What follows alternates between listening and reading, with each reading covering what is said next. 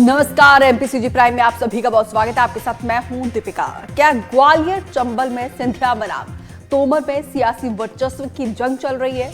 कुछ दिन पहले केंद्रीय मंत्री ज्योतिरादित्य सिंधिया ने कलेक्ट्रेट ऑडिटोरियम में विकास कार्यों की समीक्षा बैठक की। इस बैठक में स्पीकर और बीजेपी के कद्दावर नेता नरेंद्र सिंह तोमर के खास सांसद भारत सिंह कुशवाहा नदारद थे, जिसने ग्वालियर की सियासी तपिश को बीजेपी खेमे में दो फाड़ को लेकर सियासी बुगाहट को तेज कर दी है। और अब सीएम डॉक्टर मोहन यादव और स्पीकर नरेंद्र तोमर की मुलाकात को लेकर भी इसी से जोड़कर देखा जा रहा है।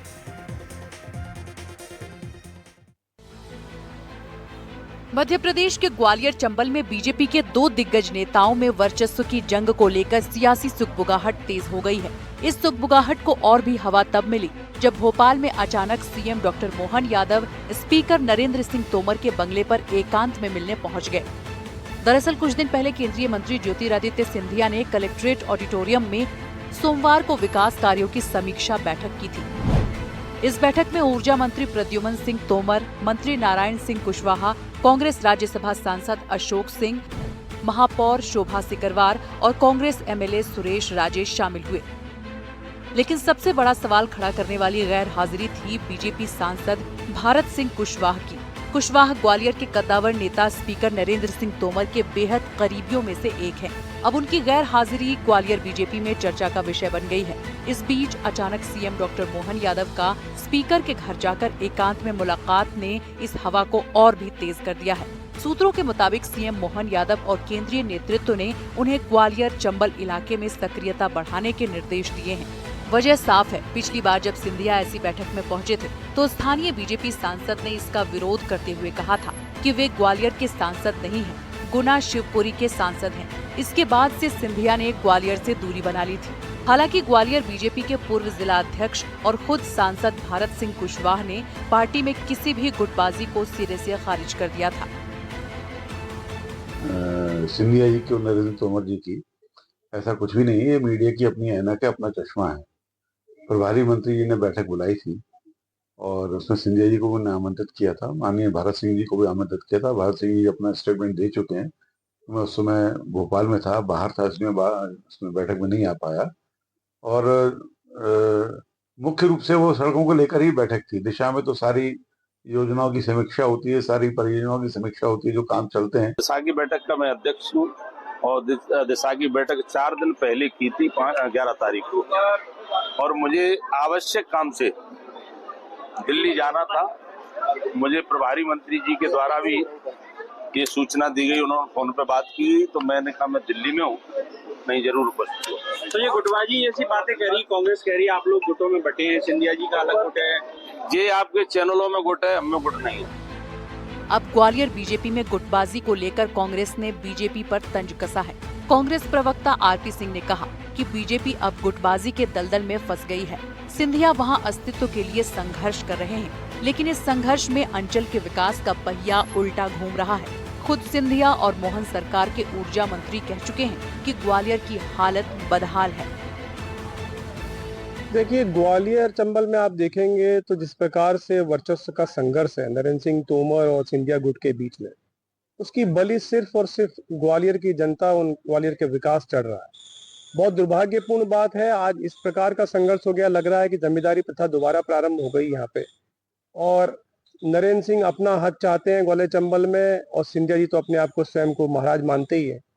ऐसी पसोपेश में जिस प्रकार से बार बार मीटिंग हो रही है, एक बार क्षेत्रीय सांसद दिशा की मीटिंग लेते हैं, दिशा निर्देशित करते हैं नौकरशाह को, उसके 7 दिन बाद सिंधिया जी आके यहाँ पे मीटिंग करते हैं। सिंधिया का कांग्रेस में बड़ा और एक तरफा रसूख था। उनके बिना यहाँ सत्ता हो या संगठन पत्ता भी नहीं हिलता था, लेकिन उनके समर्थक बीजेपी में अपने को बंधा हुआ पा रहे हैं। यही वजह है कि उनके समर्थक अपनी पीड़ा का इजहार करते रहते हैं। इसकी शुरुआत कुछ महीने पहले तब हुई जब सिंधिया मुरार गर्ल्स कॉलेज में मंच पर पहुंचे तो वहां ऊर्जा मंत्री प्रद्युमन सिंह तोमर ने बोला, महाराज ग्वालियर में विकास का पहिया रुक गया है, आप ही नेतृत्व संभालो ताकि ये आगे बढ़ सके। फिर सिंधिया का 4 दिन का अंचल का दौरा और मुरैना में भाजपा के शक्तिशाली नेता नरेंद्र सिंह तोमर के घर जाकर शक्ति प्रदर्शन कर ये कहना कि पिछले विधानसभा चुनाव में आधी सीटें मिली, ये सीधा नरेंद्र तोमर पर इशारा था और इसके बाद प्रभारी मंत्री की मौजूदगी में बैठक और उसमें सांसद की गैर मौजूदगी ये बताती है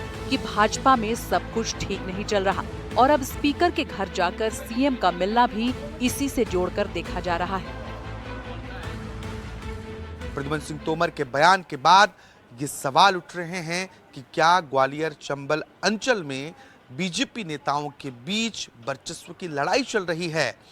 सिंधिया का मुरैना में जोरदार स्वागत होता है और तोमर के प्रभाव वाले इलाके में उनकी बढ़ती सक्रियता बता रही है कि सियासी पारा भी चढ़ने वाला है। अब सवाल यह है कि क्या ग्वालियर चंबल अंचल में बीजेपी नेताओं के बीच वाकई में सब कुछ ऑल इज वेल है। भोपाल से कैमरा पर्सन अभिषेक सिंह के साथ आकाश द्विवेदी, एनडीटीवी। नक्सल संगठन के केंद्रीय कमेटी प्रवक्ता अभय ने 17 सितंबर को एक पत्र जारी किया था जिसमें नक्सलियों के सरेंडर करने की नीति बनाने और नक्सल कमांडर से बातचीत के लिए 1 महीने के लिए सुरक्षा बलों ने सीज फायर की मांग की। हालांकि पत्र पर डिप्टी सीएम ने सवाल खड़े कर दिए तो वहीं कांग्रेस ने सरकार पर तंज कसा है। इस पर देखिए रिपोर्ट।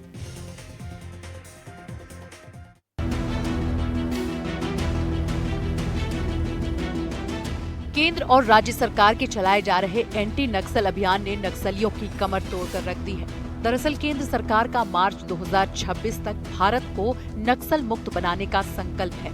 इसी संकल्प को लेकर सुरक्षा बल आए दिन नक्सलियों के बड़े बड़े कमांडरों को ढेर कर रहे हैं। अब जवानों का ये एक्शन नक्सलियों को गिड़गिड़ाने पर मजबूर कर दिया है। तभी तो केंद्रीय कमेटी प्रवक्ता अभय ने 17 सितंबर को जो पत्र जारी किया था उसमें उन्होंने केंद्र से सीज फायर रोकने की मांग की थी ताकि हथियार छोड़ने के लिए वे अपने सीनियर नक्सली कॉमरेडों से सलाह मशविरा कर सकें।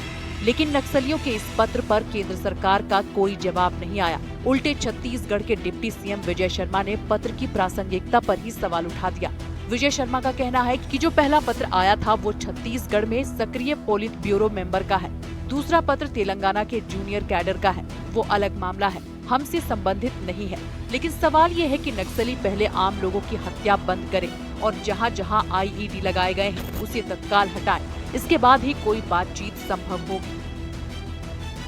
मैं आपके माध्यम से और सारे ही मीडिया के माध्यम से उनसे पहली अपील करता हूं कि उनको सिविलियन किलिंग्स बंद करना चाहिए। कल परसों भी किया और उसके पहले भी किया। उनको आईडी हटा लिया ये कहना चाहिए। और अगर सब कुछ मिलकर तैयार है तो कोई बात हो सकती है, पहले ये तो करें भाई। एक तरफ गृह मंत्री अमित शाह के मार्च 2026 तक नक्सल मुक्त भारत अभियान को लेकर जवानों का जोश हाई है और इस दिशा में जवान आए दिन बड़े बड़े नक्सलियों को ढेर कर गृह मंत्री के संकल्प को साकार करने में जुटे हैं। लेकिन ऐसे समय में कांग्रेस प्रदेश अध्यक्ष दीपक बैज का बयान सुरक्षा बलों के मनोबल को तोड़ने जैसा है। देखिए, नक्सल संगठन को कमजोर आंकना मैं समझता हूँ कि सरकार की ओवर कॉन्फिडेंस है। यही कमजोर आंकने के वजह से पिछले समय हमारा एडिशनल एसपी मारे गए, प्रदेश के बड़ा अधिकारी मारे गए, प्लस हमारे 9 अतिथि शिक्षक लगातार मारे जा रहे हैं।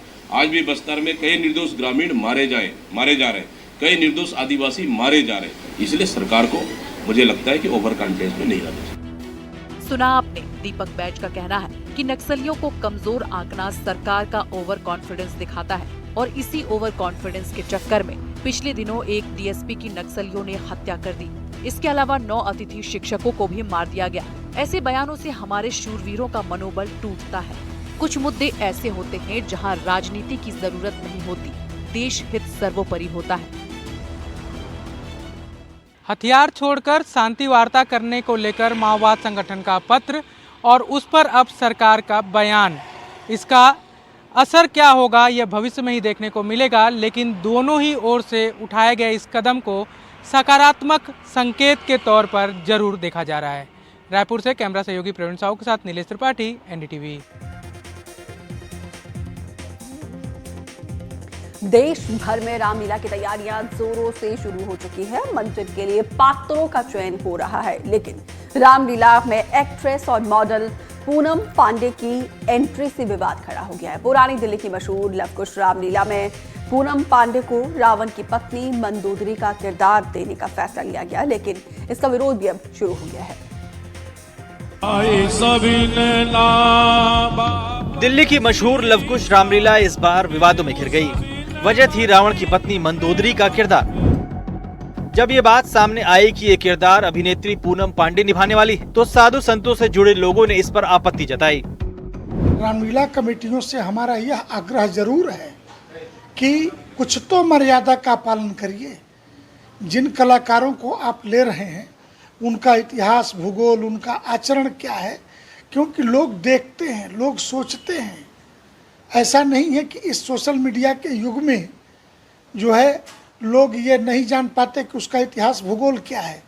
तो अंततोगत्वा रामलीला समितियों की स्थिति खराब होगी और जो समाज धन देता है वो 10 बार विचार करेगा कि क्या ऐसे फुहड़ मनोरंजन के लिए हम धन दे रहे हैं।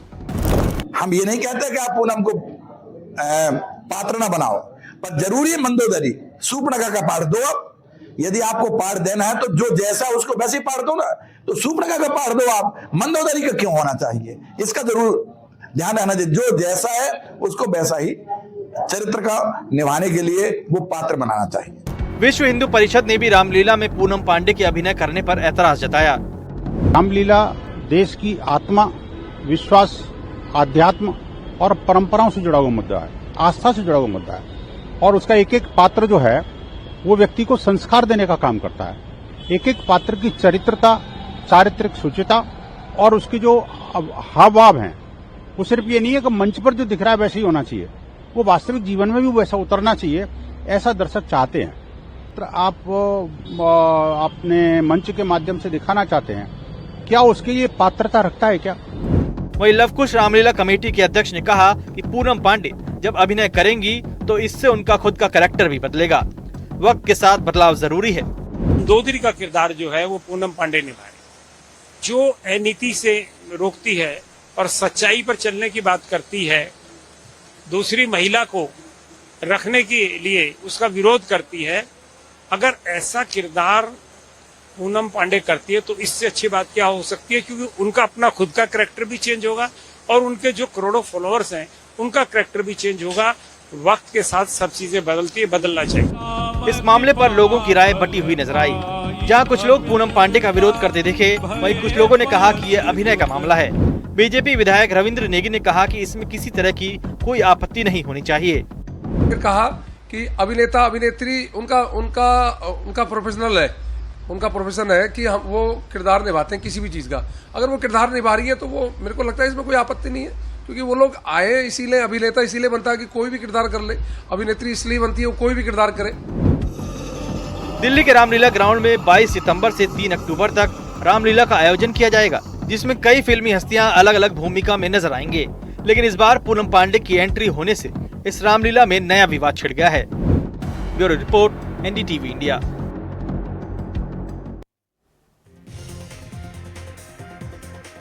मध्य प्रदेश हाईकोर्ट ने लंबित मामलों के त्वरित निपटारे के लिए ऐतिहासिक कदम उठाया है। हाईकोर्ट बार एसोसिएशन की पहल पर पहली बार 10 विशेष बेंच गठित की गई। अब चीफ जस्टिस सचदेवा ने निर्देश पर जमानती मामलों के लिए विशेष रोस्टर भी शनिवार से लागू किया गया।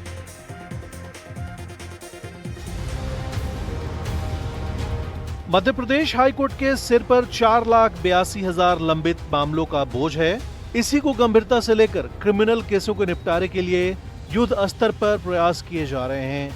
इसके तहत 10 विशेष बेंच गठित कर दी गई है, जिसके जरिए क्रिमिनल केस सुने जाएंगे। ये बेंच केवल सामान्य कार्य दिवसों में नहीं, बल्कि गर्मियों और सर्दी की छुट्टियों में भी काम करेगी। चीफ जस्टिस संजीव सचदेवा के निर्देश पर जमानती मामलों के लिए विशेष रोस्टर भी शनिवार से लागू कर दिया गया। 10 माननीय न्यायाधिपतिगण, पहली बार इतिहास में ऐसा हो रहा कि 10 माननीय न्यायाधिपतिगण एक साथ बैठकर छुट्टी में और जमानत के प्रकरणों का निराकरण करेंगे और वो शून्य के स्तर पर लाने के प्रयास कर रहे हैं। अब हम ग्राफिक्स की सहायता से हाईकोर्ट में लंबित मामलों को समझ लेते हैं। मध्य प्रदेश हाईकोर्ट में करीब 4,82,000 केस लंबित हैं। शून्य से 10 साल पुराने 1,34,524 आपराधिक केस हैं। 11 से 25 साल पुराने 59,424 केस हैं। 25 साल से अधिक पुराने 2,507 केस अब भी पेंडिंग हैं। जमानत याचिकाओं के करीब 3000 केस लंबित हैं। शनिवार को बने विशेष बेंचों में प्रत्येक जज के सामने औसतन 100 केस पेश किए जाएंगे। बार एसोसिएशन को उम्मीद है कि एक सप्ताह के भीतर सभी लंबित जमानती मामलों का निराकरण हो जाएगा और इसके बाद नए मामलों की सुनवाई निर्बाध रूप से हो सकेगी। इस साल 31 दिसंबर तक करीब 50 छुट्टियां पड़ रही हैं। दशहरा, दीपावली और अन्य त्योहारों के चलते छुट्टियां ज्यादा हैं, लेकिन इसके बावजूद अब छुट्टियों में भी लंबित मामलों का निपटारा किया जाएगा। कि अब छुट्टी के दिनों भी जो अभी तक एक बेंच बैठा करती थी, अब 5 या 10 बेंचें काम करेंगी ताकि लोगों को न्याय मिल सके। और जो ये पेंडेंसी है 4,82,000 मुकदमों की, वो धीरे धीरे कम होती जाए। ये एक ऐतिहासिक फैसला है और लगभग सभी जस्टिस इन मुकदमों पर अपने फैसले इस छुट्टी के दौरान भी देते रहेंगे। मध्य प्रदेश न्यायालय ने ये सुलभ और सरल न्याय की एक ऐतिहासिक पहल की है। वीरेंद्र शर्मा के साथ संजीव चौधरी, एनडीटीवी के लिए। और अब बात एनडीटीवी की एक्सक्लूसिव रिपोर्ट की करते हैं। झारखंड के रांची में आईएसआईएस के ठिकानों की पहली तस्वीर एनडीटीवी के हाथ लगी है। दिल्ली पुलिस, झारखंड एटीएस और रांची पुलिस की ज्वाइंट कार्रवाई में आतंकी मास्टरमाइंड दानिश को रांची के तबारक लाउंज से गिरफ्तार कर लिया गया। दानिश के कमरे से विस्फोटक सामग्री, हथियार, इलेक्ट्रॉनिक उपकरण बरामद हुए। पूछताछ में खुलासा हुआ है कि आईएसआईएस मॉड्यूल बीजेपी और आरएसएस के बड़े नेताओं को निशाना बनाने की साजिश रच रहा था। भारत में आईएसआईएस का ठिकाना देखिए। झारखंड में आईएसआईएस की विस्फोटक फैक्ट्री, पाकिस्तान से तबाही की ऑनलाइन क्लास। एनडीटीवी पर देखिए आईएसआईएस का ठिकाना, पता रांची का तबारक लॉज। बिखरे सामान, गंदे दिख रहे कमरे, दरअसल आईएसआईएस का रिक्रूटमेंट कैंप है। यहाँ तैयार होते थे देश के दुश्मन और भारत को दहलाने की साजिश का सामान। ये ठिकाना आईएसआईएस के गिरफ्तार आतंकी दानिश का है। दानिश 2024 में एसएससी की तैयारी करने यहाँ आया, लेकिन तैयारी करते करते मंसूबे पालने लगा देश को दहलाने के। सोशल मीडिया के जरिए पहले पाकिस्तानी हैंडलर्स के संपर्क में आया और फिर पकड़ ली आतंक की राह।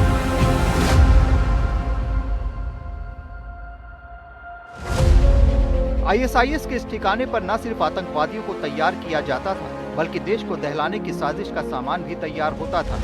इस ठिकाने से बरामद पोटेशियम नाइट्रेट इस बात की गवाही देते हैं कि आतंकियों के मंसूबे कितने खतरनाक थे। स्पेशल सेल की पूछताछ में खुलासा हुआ है कि दानिश हर तरह के बम और विस्फोटक बनाने में उस्ताद था। आतंक की इस फैक्ट्री में पहले विस्फोटक तैयार होते थे, फिर रांची की सोनरेखा नदी में इसका ट्रायल होता था, जिससे ये तस्दीक हो जाए कि असेंबल किया गया विस्फोट कितना तबाही मचा सकता है।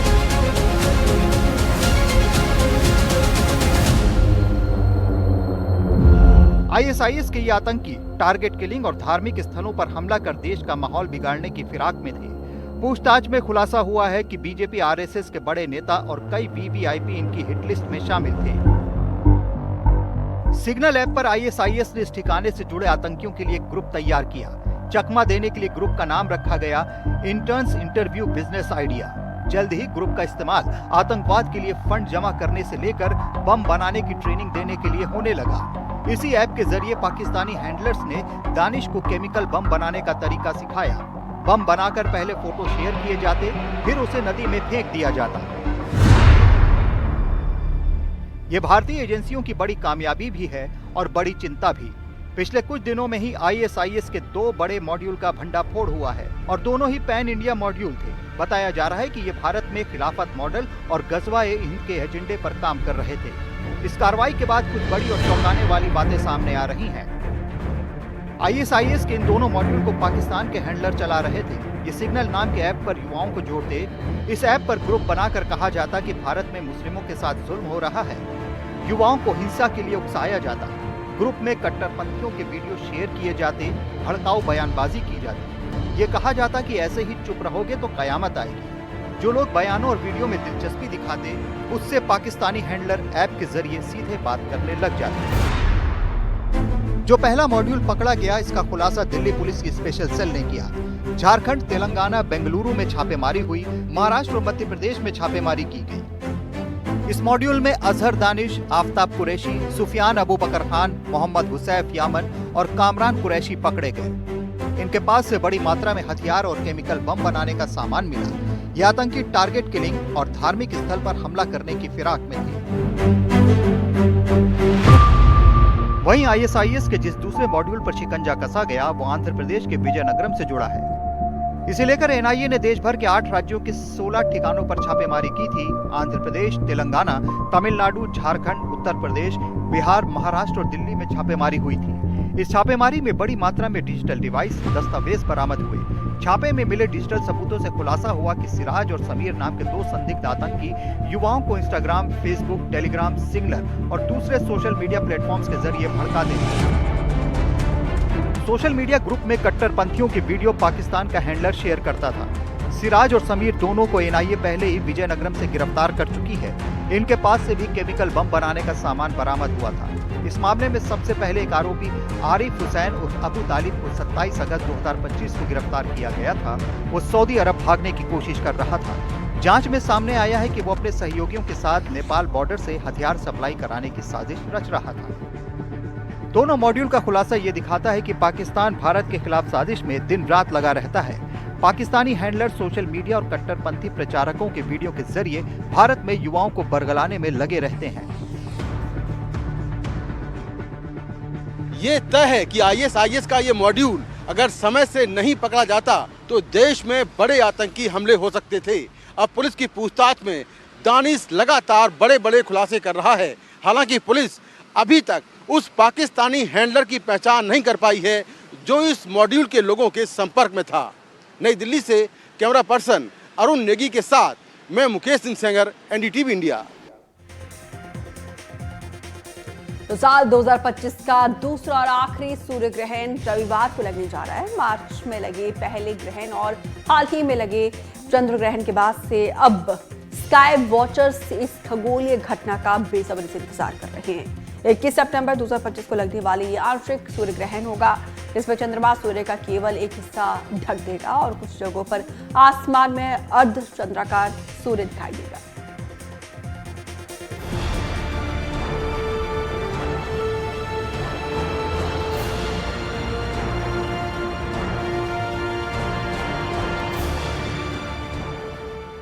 साल का आखिरी सूर्य ग्रहण 21 सितंबर को लगेगा, जो कि रविवार को रात 10:59 पर लगेगा। वैज्ञानिक दृष्टिकोण से देखें तो जब चंद्रमा धरती और सूर्य के बीच से होकर गुजरता है तो ऐसी स्थिति में सूर्य की रोशनी पृथ्वी पर नहीं पहुंच पाती। इस खगोलीय घटना को ही सूर्य ग्रहण कहते हैं।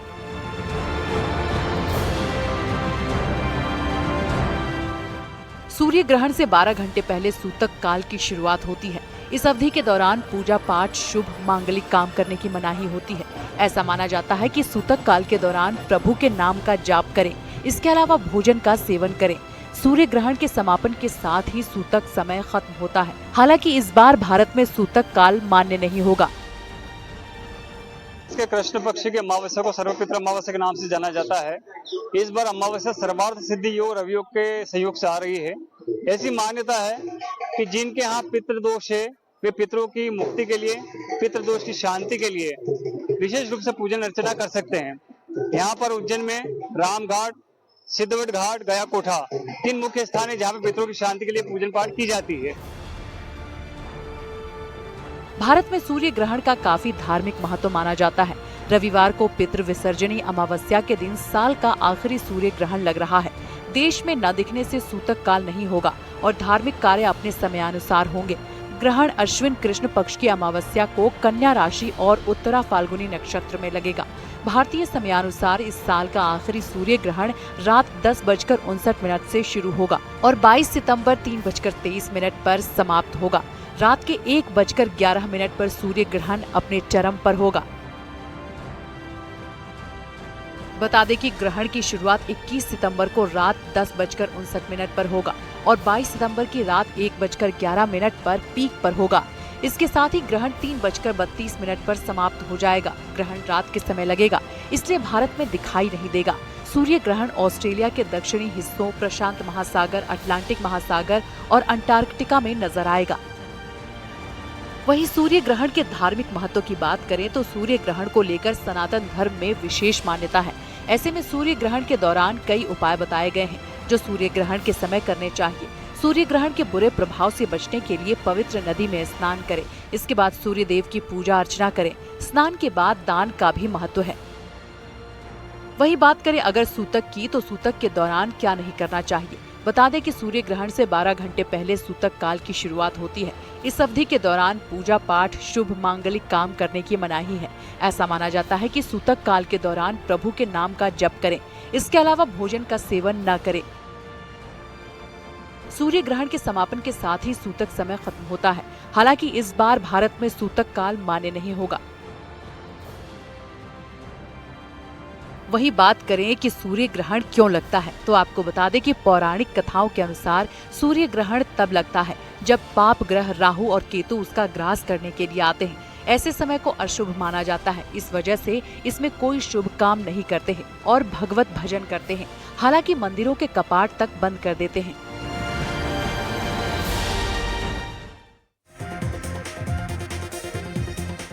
छत्तीसगढ़ की राजधानी नया रायपुर में लगातार तीसरे साल छत्तीसगढ़ कैंसर कॉन्क्लेव का आयोजन हुआ।